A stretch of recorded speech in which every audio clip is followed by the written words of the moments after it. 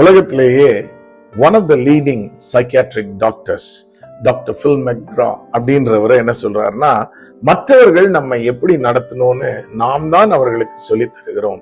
நாம் அவர்களை எப்படி நடத்துகிறோமோ அப்படித்தான் மற்றவர்களும் நம்மை நடத்துகிறார்கள் அப்படின்னு அவர் சொல்றாரு.